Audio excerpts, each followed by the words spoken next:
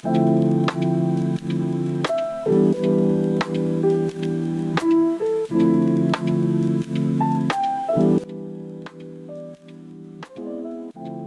dia, pessoal! Começando mais um podcast, mais uma narrativa literária para vocês. Hoje com o livro Maréia, da escritora Miriam Alves. Eu vou primeiro dar uma leitura sobre a biografia que a Miriam escreveu aqui no livro e mostrar quem é Miriam Alves, o que ela fez, outras obras que ela escreveu. Miriam Alves, ela é escritora e poeta, integrante da Quilombo Hoje, literatura de 1980 a 1989.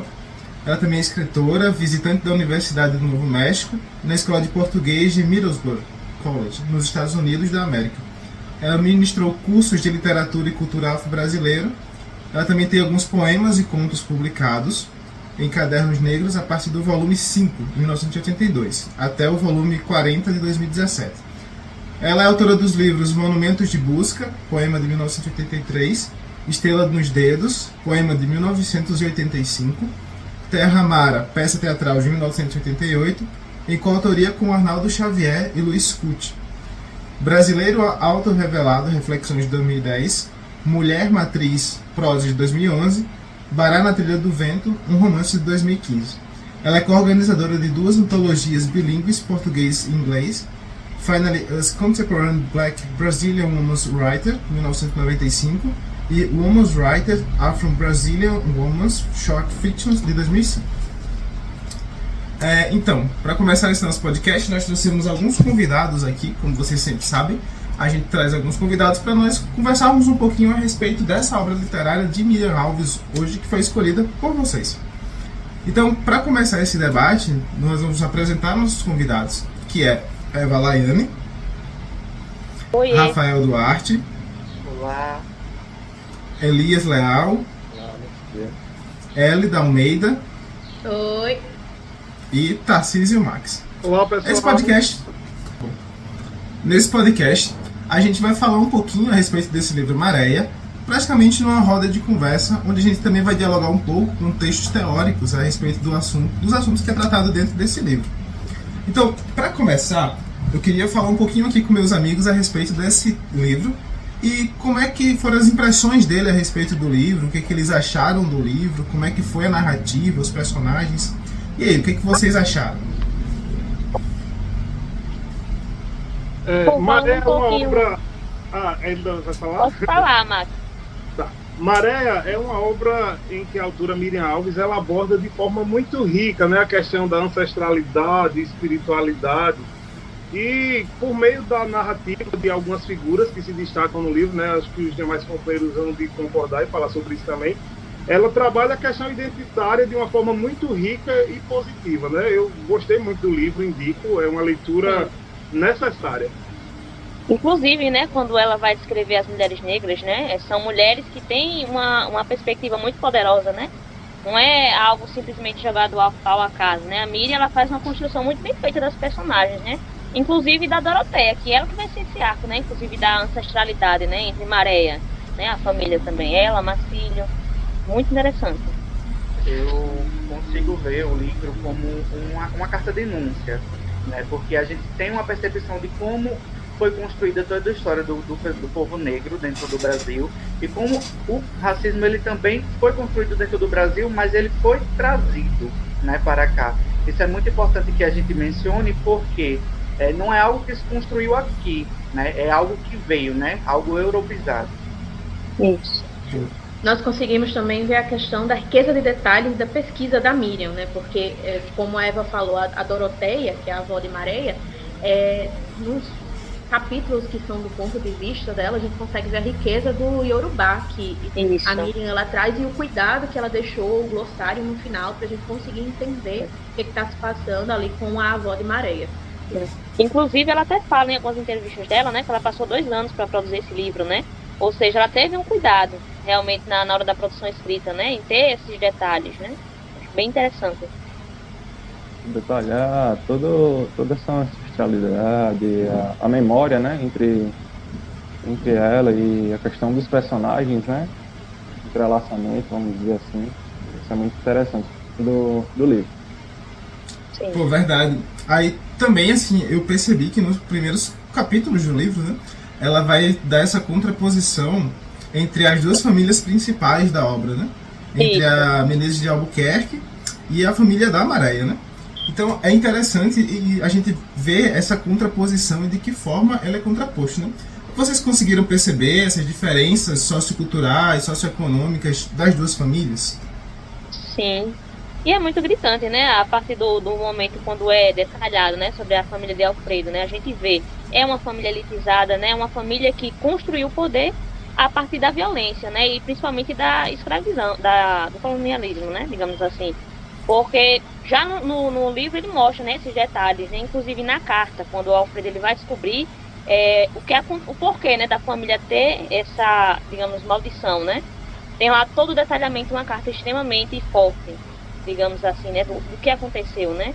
Os relatos. Então, verdade. E a própria família de Alfredo, Eva, também, ela é de origem de uma violência que foi gerada contra uma mulher, né? Exatamente. É interessante perceber como é que a obra ela vai mostrando isso, como eles realmente não são mostrados de formas positivas em momento algum da obra, né?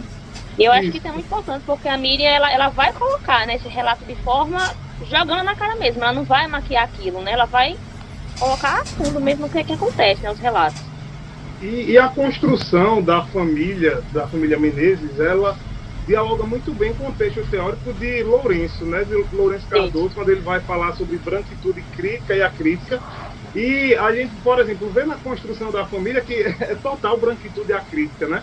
Eles menosprezam os funcionários, eles desconhecem, fazem pouco caso. São pessoas ali elitizadas, como a Elida já bem disse, que são senhores de engenho, o povo do cafezal, enfim, uma família muito rica, mas que reforça esse lugar de poder simplesmente por serem brancos. A branquitude é ali de forma muito bem descrita e construída nessa família personagem da história, né? Isso. E até... Pode falar. Pode falar, Rafael. Bom, algo que eu percebo muito no livro é a afetividade entre as famílias, né? As diferenças afetivas dentro da construção das famílias. Porque enquanto a família de Alfredo ela se constrói como uma família sem afetos, com a temática principal abordada da família, as riquezas, né? A gente pode ver que é uma família muito focada nas riquezas. A gente percebe que a família de Maréia ela vai contra tudo isso, né? Não que vá contra, mas ela se constrói de uma maneira totalmente diferente. E aí a percepção que nos traz é que a família do Alfredo ela não tem uma construção afetiva, não tem memórias, não tem uma memória ancestral que a gente possa dizer que foi cultuado algo, que existe uma cultura dentro da família. A cultura que se constrói na narrativa da família do Alfredo é uma cultura ligada ao poder e apenas isso. Então não tem uma narrativa de carinho, de afeto, não tem uma construção de sociabilidade dentro da própria família, como acontece na família de Maréia, onde há eventos, onde há uma troca de afetos, onde há um respeito entre a própria família, que é o que falta na família de Alfredo. E como você puxou esse ponto também importante, né, há também uma valorização na ancestralidade, porque a família da Maréia, ela gosta demais, né, da história passada. Já a família de Alfredo não, né, ele tem vergonha. Inclusive o avô dele esconde isso, né, esconde os relatos, esconde tudo e não conta, né, para a família. A família sofre dessas maldições, dessas sudorises, né, que acontece com eles, mas ele não sabe o motivo, né, então ele tem essa vergonha da ancestralidade. Já não, a família da Maré tem orgulho, né, da ancestralidade. As histórias que são contadas, né, por Marcílio, por Doroteia, né, pela família em si. Pegando esse gancho também a gente consegue ver as diferenças em relação à história brasileira, porque enquanto a família do Alfredo, os Menezes de Albuquerque, eles têm a história deles registrada por cartas, por documentos, a família de Maréia não tem. Inclusive, se eu não estou enganada, meus colegas me corrijam, Maréia pouco se fala do sobrenome. Enquanto de Alfredo, ele não é o Alfredo, ele é o Menezes de Albuquerque. Maréia, ela é a Maréia. Então, assim, pouco se fala que ela é Santos Nunes, né? Porque toda a herança dela vem dessa questão da oralidade, que é passado de geração a geração, devido a toda a questão da violência. Então não se tem um papel, um registro disso. O que pode ter é justamente um registro que vem através do histórico de uma família branca, né? Quando na carta que o ancestral Marujo deixa do ancestral, na verdade, de Alfredo, né, do capitão Fernando, que fala sobre os gêmeos que a gente descobre que são os antepassados de Maréia. Mas Maréia não tem nada escrito. Mas mesmo assim, a cultura, a origem é passada de geração a geração através da oralidade. Então ela consegue ter um resgate da sua ancestralidade porque isso é reforçado oralmente na família dela. Enquanto o Alfredo ele tem isso registrado por documentos, né? Que são um reflexo também da época da colonização. E pegando um gancho do que Tarcísio falou em relação às Martas, as Martinhas, né? A gente consegue ver a questão da afetividade que o Alfredo tem com uma das Martinhas, que é a mais velha, né? A branca, se eu não me engano. Isso. E ela é a figura materna dele. Então, no decorrer do livro, quando a gente consegue... Primeiro que, assim, a questão das Martas, a gente pode puxar a questão do cristianismo, né? Quem foi Marta? Marta foi a irmã de Maria e Marta era a que servia, né? Por isso até, talvez, a ligação que Miriam buscou seja isso também, né? De ser a pessoa que serve, por isso as Martinhas e os Martinhos, né?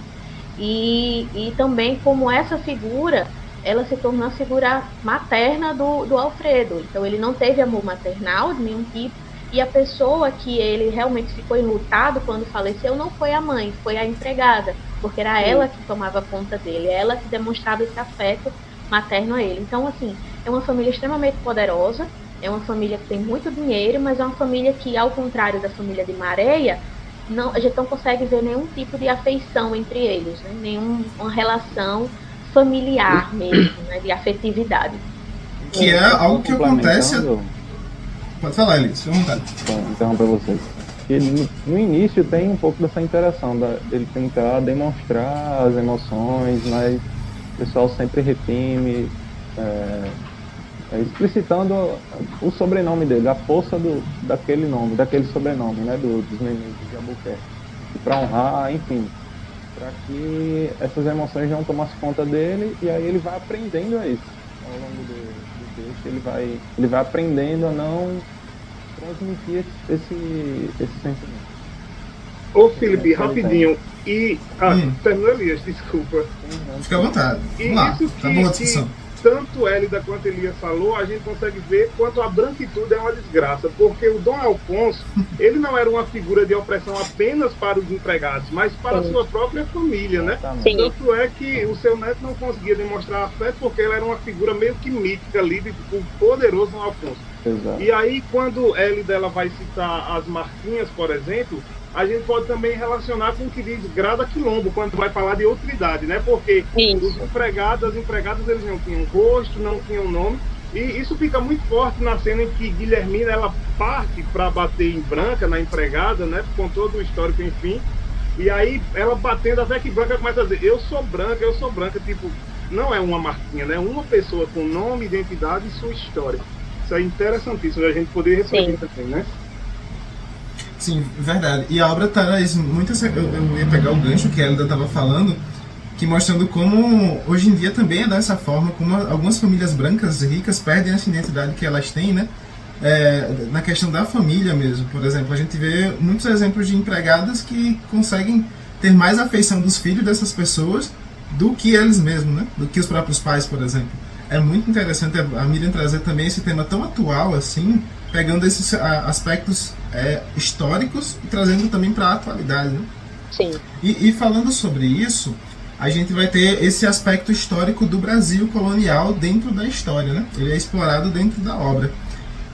Então, quais são os aspectos históricos do Brasil colonial que são explorados dentro da obra, especialmente no que diz respeito a essas relações de poder e a relação de violência que ocorre dentro da obra? O que vocês perceberam nisso?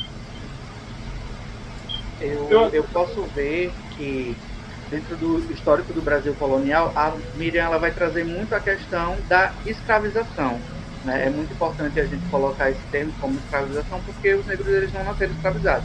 Então ela vai relatar toda essa história até os dias atuais de como se construiu, e é perceptível que essa é uma marca que ela ainda se faz presente nos dias atuais, né? Não é uma marca esquecida. E aí eu trago algo muito algo pertinente com relação ao texto de Grada Quilombo, né, o artigo em que ela define o racismo. onde ela fala sobre a questão de dizer o indizível. E por que eu faço essa comparação?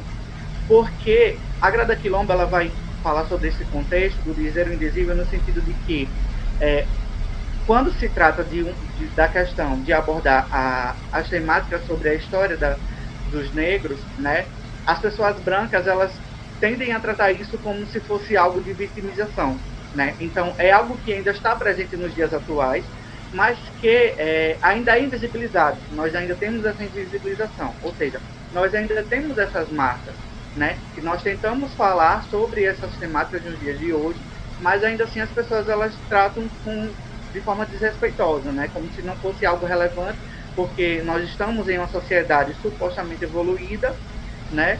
E que as pessoas desconsideram isso como se não fosse algo importante. Sim. Verdade. E trazendo um pouquinho para dentro desse tema aí, né, de inviabilização e dentro dessa questão da literatura negra em si, que esse livro é muito importante para o contexto da literatura negra e da literatura afro-brasileira como um todo, né? Então, como é que vocês acham que esse romance, Maréia, ele se insere nesse debate sobre os termos literatura negra e literatura afro-brasileira? Bom, quando você fala, né, sobre essa pergunta mesmo da literatura negra e afro-brasileira, eu só me lembro também do texto teórico, né, literatura afro-brasileira, que inclusive a Maria Nazareta ela vai discutir, né, sobre essa polêmica em torno desses dois termos. E para ela, né, esses nomes eles são necessários, porque ele evidencia, né, uma produção literária que foi historicamente silenciada, né? E a Miriam Alves, por exemplo, ela é uma dessas autoras, né, que reivindica esse lugar com força, com sensibilidade, né? E aí no romance Maré, a Miriam ela vai entrelaçar, né, justamente essa questão da ancestralidade, a memória, a resistência, né? Porque Maré, ela é uma personagem marcada, né, pela força das mulheres negras, né, das tradições. Né, e é um exemplo daquilo também que Fonseca, né, durante o texto teórico, ela vai chamar, né, de semântica do protesto. Ou seja, é uma escrita que denuncia, né, mas também que reconstrói. Então, a Maré do romance, ela é uma herdeira desses saberes ancestrais. Né? Ela vive entre a música, entre a memória, também entre o presente, né, e o passado, né, que a Doroteia, inclusive a avó dela, vai falar, né, sobre essa ancestralidade dela. Então, assim como a Miriam, né, ela também participou dos escritores Cadernos Negros, né, também é muito presente sobre isso, né? A obra dela é uma resposta a essa exclusão que acontece, infelizmente, aqui na nossa sociedade, né? Interessante é quando interessante. A música... Pode falar isso. A música, né, dentro do livro, ele reconecta, né? Isso. Com a família, traz a memória dos antepassados, enfim. Inclusive... Ilustra muito isso, né? Isso, inclusive ela não teve nem contato, né, com o bisavô dela, né, acho que é Ibazi, acho que é assim que pronuncia o nome dele, não sei muito corretamente, mas ela não chegou a conhecer ele, só que como ela tem essa influência da ancestralidade, né, o que a avó dela contava, ela se sente reconectada, né, até para falar sobre a música, né, ela querer. Tem um trecho que ela diz que tocando algum instrumento, que como se estivesse já em contato com... Isso. Eu acho que é muito presente, né, a questão da música, né, como se fosse na veia artística da família mesmo, né, uma coisa ancestral. Bem interessante. E esses temas aí que vocês falaram, tá sempre presente dentro do livro como um todo, né, tanto a parte da resistência cultural, como ela falou, como a música como representatividade da ancestralidade da família da Maréia, né? Isso. Então, como é que vocês acham que tanto a ancestralidade como a espiritualidade africana elas são usadas como essas ferramentas de resistência cultural ao longo dessa narrativa do livro? Felipe, eu acho que a primeira coisa que a gente tem que pensar é o seguinte: como essa obra de Miriam, ela desmistifica e dá outra roupagem para o sagrado, para as manifestações culturais e religiosas de matriz africana, né? Porque geralmente quem escreve de um lugar de preconceito, de um lugar de, isso não é bom, isso não é legal. E na narrativa que a Miriam constrói, a gente vê a importância da cultura, a importância do que eles julgam sagrado, né, para essa comunidade, para a comunidade negra, para a comunidade afro-brasileira. E aí a gente vê como muito necessário, como Elias agora falou, a questão musical, né? Maréia, ela se sente ali, ela se reconecta com a sua história, por meio daquele instrumento, por meio da música, por meio da contação, como a Elida falou, da própria história, da oralidade. E como é importante tanto para a comunidade negra, para a comunidade indígena também, né, e as minorias como um todo. É bom também que a gente entenda o seguinte no livro. A gente percebe essas marcas, né? Então ela está sempre trazendo toda a questão espiritual dentro da narrativa da Vodeia, né? A avó de Maréia. Tem toda a narrativa espiritual, tem os artefatos, né? Que fazem parte da espiritualidade, da crença do povo. Então essas marcas elas estão muito presentes na narrativa, né? E nessa construção de resistência, quando essa sabedoria, né, essa crença, ela é transmitida através da narrativa do livro. Isso, a gente consegue ver a diferença também, né, no finalzinho, as diferenças culturais, quando, após a morte de Alfredo, tem aquele embate, né, mas ele foi a pessoa que conseguiu fazer com que o sonho de Maréia fosse concretizado, né, através do financiamento, né, do dinheiro. E aí ele falece, olha, a gente tem uma comemoração, e aí o que a gente faz? O cara acabou de falecer, e aí a Vodeia, né, ela traz, não, mas na nossa cultura a gente celebra a morte, né? Amanhã a gente vai lá e chora como eles choram, mas a gente vai também celebrar não só a conquista de Maréia, mas celebrar a morte também, porque a nossa cultura é essa. Então tem essa valorização, esse pertencimento, né, esse tornar-se negro, essa valorização da própria cultura, e mantendo as suas tradições, apesar de estar em um lugar onde culturalmente a morte é visto como luto, enquanto para eles é uma passagem, uma celebração. Exatamente. Inclusive, quando a própria Doroteia ela fala, né, que o mar levou o Marcílio e o Dorival, né, que era o avô e o pai de Maréia, né, e ela fala disso, né, não com um sentimento assim de tristeza, né, mas ela se sente triste, mas ela sabe que foi levado pelo mar, né, o mar tem justamente esse simbolismo, né, positivo para ela, por causa da cultura, né, da ancestralidade e religiosidade dela, não é visto como algo negativo. Tanto o mar como a música, elas servem para enriquecer essa narrativa, né? Através desses simbolismos que tem dentro do livro. Isso é muito interessante mesmo. Principalmente o artefato, né? Que eu acredito que foi o que desencadeou, né, a história. Né? Essas histórias serem entrelaçadas, né? Foi justamente por causa desse artefato que foi roubado, né? Pelos Albuquerque. Isso, justamente. Mais alguém quer complementar mais alguma coisa? Só para complementar o que a Elida falou, porque foi muito interessante ela tocar no ponto do respeito, né? Porque essa valorização ancestral que a Elida falou sobre a avó dela, a avó da Maréia, né? Falar sobre hoje a gente comemora do nosso jeito e amanhã a gente vai lá e chora por ele, né? E aí a gente percebe que nessa estrutura narrativa, né? Da história deles, né? E da espiritualidade também, a gente percebe que mesmo com toda a história, o histórico de agressão dentro do contexto da história dos povos negros, a gente vê também que ela ainda o respeita, mesmo sendo um dos agressores, né? Ela vai lá e chora por ele, né? Então a gente percebe esse respeito na construção até da própria espiritualidade delas, né?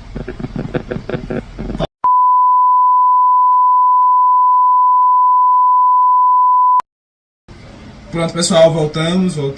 Probleminhas técnicos, mas tudo bem. Para a última pergunta aqui para os meus convidados, eu queria saber a opinião de vocês de por que é importante a gente ler Maréia nos dias de hoje, principalmente pensando à luz das discussões sobre representatividade e apagamento cultural. Eu acredito, né, que ler Maréia hoje é essencial, né, justamente para resgatar essas vozes que foram silenciadas, né, na literatura e também na história do Brasil, né? E a Miriam Alves, ela vai oferecer, né, uma narrativa de resistência que valoriza a cultura afro-brasileira, né? Ela desafia o racismo estrutural, ela propõe também, né, novas formas de pensar a identidade nacional. Então, acho que é uma leitura que ela contribui para a luta por representatividade, justiça histórica, né? E a visibilidade das mulheres negras na literatura, porque inclusive isso que ela faz, né? Ela traz personagens, né, mulheres negras, né, muito bem representadas, que não se abaixam para o que os outros falam, inclusive tem cenas, né, em que a Maréia ela tenta se impor naquele lugar e o pessoal diz, não, esse não é o seu lugar. Mas ela não se importa com isso, né, justamente por essa construção da família dela, né, das mulheres da família dela. Ler Maréia hoje, nos dias atuais, é manter a história viva, né, é manter a memória, né, a tradição oral sobre a ancestralidade. É muito importante a gente perceber que no livro a Miriam ela vai tratar sobre a dor, né, sobre a resistência e a memória. Então, é muito importante a gente ler, né, e repassar esses conhecimentos no dia de hoje, porque é algo que está vivo, né, não é algo que passou. São marcas presentes nos corpos negros até hoje. Então é muito importante que a gente mantenha essa leitura, que a gente recomende e repasse, tendo em vista que não é algo, o racismo não é algo que passou, não é algo que não está presente, é algo que às vezes, que por vezes é invisibilizado, né? Mas não é algo que se esconde, né? Às vezes, por vezes, as pessoas elas nem disfarçam, né, em mostrar seus preconceitos. Muito bem.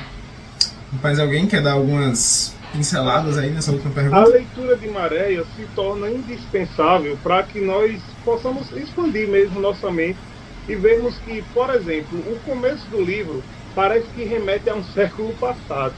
Mas ao longo da história a gente vai vendo que o racismo do século passado ainda é muito presente na atualidade. É verdade. Né? Como a branquitude ainda se enxerga num lugar de maior elevação aos negros e tudo mais. De poder. Exatamente. E, além disso, ler Maréia também é uma oportunidade para que nós pensamos, olha, o negro ele não é mais aquele pobre coitado que muitos da literatura retrata. Porque vemos Maréia, uma mulher presa de família negra, mas dona de um conservatório, uma mulher empreendedora, uma mulher que se destaca. Então, o livro também abre os nossos olhos e nosso entendimento para que vejamos isso, né? Por meio dessa obra escrita riquíssima de Miriam Alves. E o lugar do negro não é mais esse lugar de escravidão, ainda que haja um racismo estrutural, né? Essa leitura e tantas outras como Conceição Evaristo, como a obra de Maria Carolina de Jesus, né, nos despertam para isso. Vivemos outro momento, o racismo ainda existe, ele é estrutural, mas leituras como essa nos ajudam a combater esse racismo e nos colocarmos não apenas como alguém que não pratica, mas alguém que é antirracismo mesmo. Tipo, não dá, não existe mais, não há mais espaço para isso. E que não tem esse distanciamento, né? É necessário a gente poder identificar isso, tanto dentro da nossa cultura, nossa sociedade, mostrar essa força e, enfim, para não ser redundante, seria isso. Além de tudo, né, a importância de se ler uma autora, além de ser uma autora mulher, que nós não temos tantas autoras, uma autora negra, né? Sim. Então, muitas vezes o nosso repertório é muito estadunidense, né? Falo por experiência própria, e a ler uma autora brasileira, negra, com uma protagonista que é uma mulher negra, como o Tarcísio trouxe, uma personagem que é forte, uma personagem que está no lugar de protagonista, não só da sua própria vida, mas também da sua história, mas também da sociedade, né? Ela se tornou uma pessoa influente na sociedade por ela ser uma musicista, né? Então, muitas vezes na literatura que a gente acaba vendo um personagem negro sofrido, né, um personagem negro naquela posição de pobreza, de sofrimento, a gente consegue ver uma personagem negra que, além de ser uma mulher musicista, com instrumento clássico, que gera estranhamento de outras pessoas, né, por escolher aqueles determinados instrumentos, por ela ser a dona de um conservatório e também conseguir montar uma orquestra de mulheres negras. Além de gerar o estranhamento, a gente consegue ver que é uma personagem que ela tem uma família estruturada, uma família amorosa. Então, tudo na vida de Maréia é muito positivo. Verdade. Que é algo que a gente consegue ver muito na literatura, né? Como Carolina Maria de Jesus, que é uma história real, mas é uma história de sofrimento. É o diário de uma mulher que batalhou muito na vida. E ver Maréia nessa posição de uma personagem que tem uma vida boa, né? Que lutou, que luta, que passa por seus problemas, mas ela tem uma vida estruturada e uma vida boa, também nos ajuda a enxergar e ter visões positivas de personagens negros na literatura brasileira, que é algo que está faltando hoje em dia, né? Sim. Legal, muito bom. Fico muito feliz com as contribuições de vocês, foi super positivo. Então, pessoal, depois de uma ótima roda de conversas como essa, né, a respeito desse livro maravilhoso chamado Maréia, se você está procurando um livro sobre empoderamento negro, sobre mulher negra com escritora negra, que fala um pouquinho de ancestralidade e sobre essa luta de resistência cultural, essa é uma boa indicação para você. Nós, pessoalmente, recomendamos e gostamos muito desse livro. Então, pessoal, eu sou o seu host, Felipe, e queria agradecer muito meus colegas, que colaboraram bastante por essa roda de conversa maravilhosa que a gente teve aqui hoje. E queria agradecer também a você que ficou até aqui com a gente, que escutou esse podcast. A gente se vê na próxima semana. Vamos falar um pouquinho, continuar nessa saga de literatura brasileira, falando agora sobre ficção científica na próxima semana. Muito obrigado por você ter vindo até aqui. Tenha um bom dia, uma boa tarde, uma boa noite e um abraço afetuoso para você. Tchau, tchau. Tchau, tchau. Tchau.